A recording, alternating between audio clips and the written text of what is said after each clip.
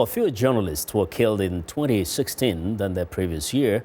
That's according to the nonprofit Committee to Protect Journalists. But the reasons that the death rate is down may not be reassuring. Here's VOA's Ramon Taylor. Early in 2016, Voice of America lost one of its own. Freelance journalist Amigdad Mojali had been reporting on the humanitarian impact of the war in Yemen for 3 months with VOA when he was killed, on assignment, during a Saudi-led air raid. Mojali is one of 48 journalists killed throughout the year, either murdered, caught in crossfire or combat, or on dangerous assignment, according to newly released data by the Committee to Protect Journalists.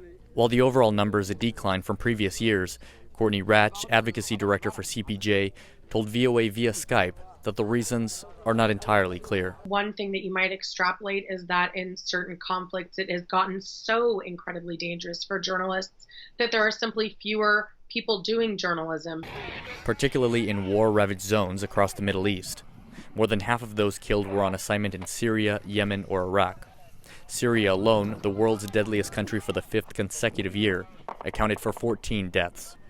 But even in places where journalists are less likely to be singled out for murder, various forms of censorship or intimidation are prevalent, like Turkey, which accounts for nearly 1/3 of the world's imprisoned journalists, according to CPJ. We see that conflict zones continue to be very deadly and dangerous for journalists, but we also see this repression happening, trying to silence critical voices by putting them in prison, cracking down on what they're saying and allowed to say on social media. Journalism professor Steve Raymer explains via Skype that governments have found ways of censoring journalists that are less difficult, including Russia. There hasn't been a murder of a journalist in Russia since 2013, according to this report, but Russia has enacted so much more legislation to silence journalists and silence critical voices that they don't need to kill people, that they don't need to murder journalists. CPJ found that approximately 9 out of 10 journalists killed were local, not foreign, a statistic in line with historical trends.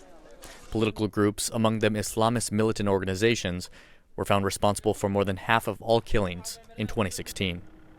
Ramon Taylor, VOA News, New York.